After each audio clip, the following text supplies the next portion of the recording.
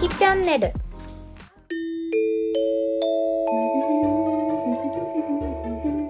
金曜午後の学校は誰もいない取り放題。ユフーやっやっ。何なのかしらあの子。後ろ向きでエスカレーター登ってきてるわ。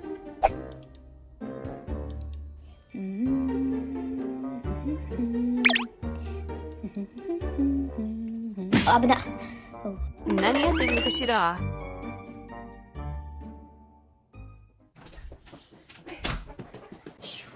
ニキチャンネル始まるよ。はい、ということで皆さん見えましたでしょうか。またやっちまったんですけれども、後ろのエスカレーターをねひょこひょこと、登ってまいりましたニキでございますよろしくお願いしますということで始まりましたニキチャンネル留学のすすめ第2弾ということで、ありがとうございます。もちろん誰もいないです。はい、ということで今回第2弾は何をお伝えしていくかと言いますとその前に前回の動画で少しやらかしてしまったので、ここで一つ訂正させていただけたらなと思います。ライデン大学の E が抜けててリデン大学って書いてしまいまして、誠に申し訳ございませんでした。そしてもう一つ重要なことを伝えなければなりません。前回の大学で私この大学30万前後で通っていると、お伝えしたんですけれども、これはなんと日本人の価格ではないんですね。すいませんはい、少し騙すような形になってしまったことをお詫び申し上げられ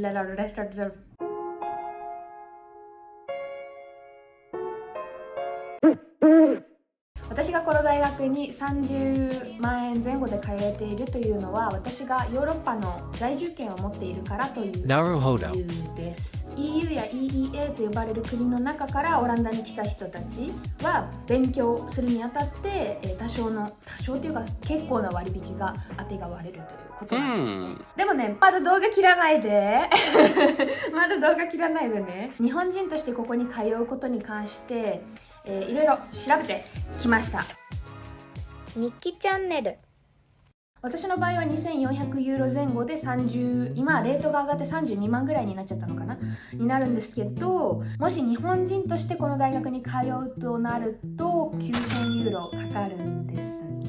日本円でいくらって思われた方いると思うんですけど、日本円で140万とか150万ぐらいですね。そのくらいかかります。まだ動画としないでね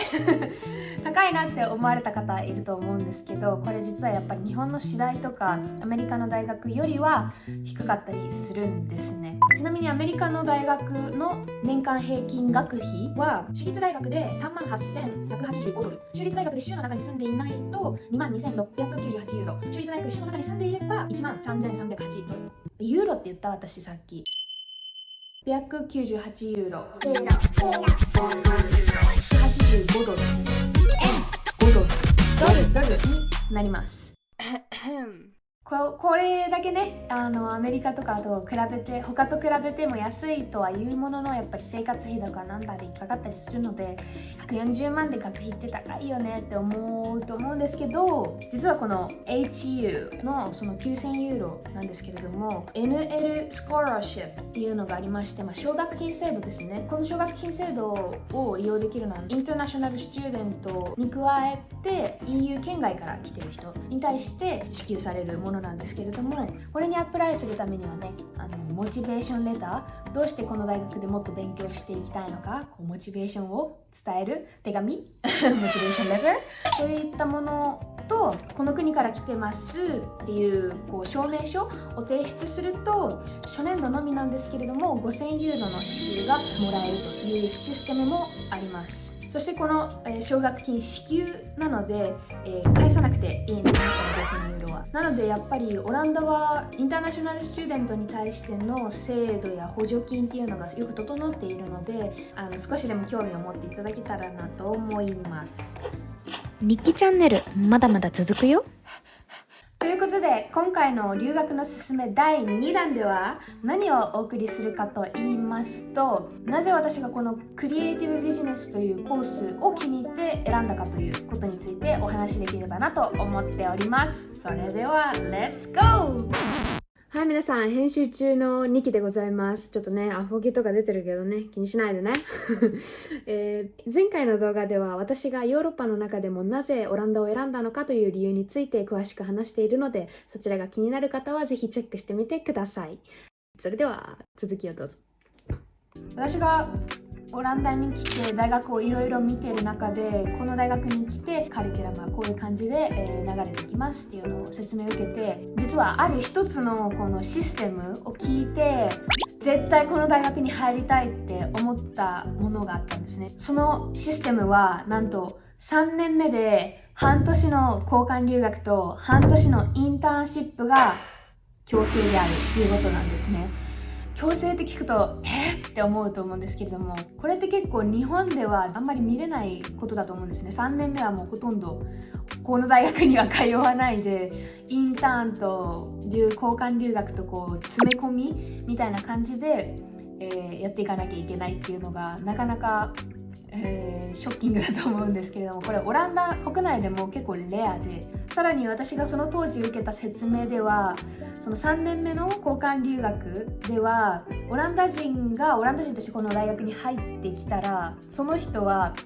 絶対にオランダの国外に行かなきゃいけないっていうシステムもあったんですね。私このシステム聞いて、うわ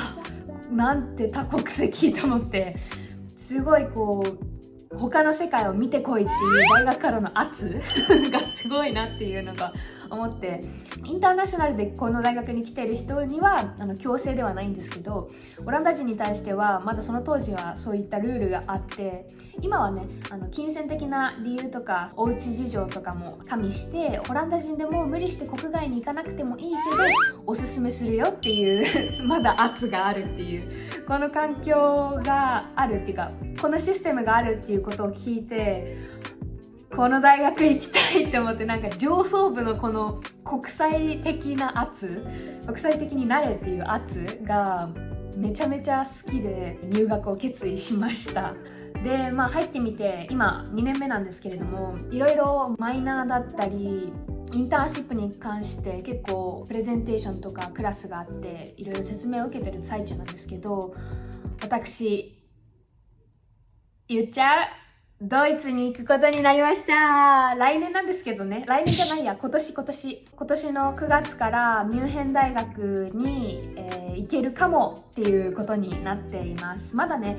確定ではなくて手続きの最中なんですけれども、なぜ、ドイツのミュンヘン大学を選んだかっていうことについてはまた後々いろいろ話していきたいと思うんですけれども、このシステムでちょっとシェアスクリーンで見ていただきたいんですけど、これ見てください。この全部点がついてるもの、この大学全部行けるんですよ。やばくない？ Based on the selected restrictions, 539 exchange possibilities in 53 countries, 288 partner institutions, and 101 study programs are available. ということで、これが全部可能なわけではなくて、ここで言ってるように、この533の exchange possibility、留学可能な場所から絞り込んでいくような形になるので、例えばこれで、HU ビジネススクールとかにしてみると、私多分ビジネススクールじゃないんですけど、この103エクスチェンジポシビリティの中からこう少し絞られて選べるんですけど、それでもまだこんなに選べるんですよね。確か私はあったんじゃないこれ。あった LMU ミュニヒ、この大学に、アプライしましたね。こうやって押すとどういったことが学べるよ、スタディオプションはここから見れるよ、ジェネラルインフォメーションはここから見れるよっていうので、情報が出てきます。ということで、私がね一番この大学に入りたかった理由というか、ワクワクしてた年が今年の9月から始まるので、もうワクワクが止まらないですね。手続きがうまくいくといいなと思ってますが、またこれに関しても順々追って、動画を投稿できたらなと思います。もちろんミュンヘンの大学に、行くことができたらドイツの観光とかもして動画も上げたいと思っているので、ぜひそちらもチェックしていただけた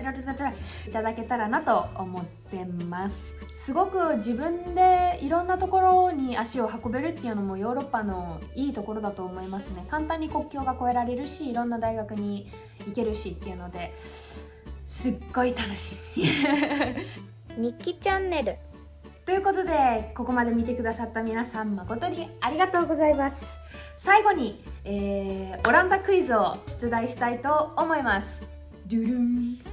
オランダの男性の平均身長は何センチでしょうか？ 1 番178センチ、2番182センチ、3番184センチ。どれだと思いますか？答えはコメント欄にありますので、皆さん正解したか正解してなかったか、感想をコメント欄に書いていただけたらなと思います。それでは次回の動画でまたお会いしましょう。高評価とチャンネル登録も忘れずにお願いします。ではまた次回の動画でお会いしましょう。バイバイ。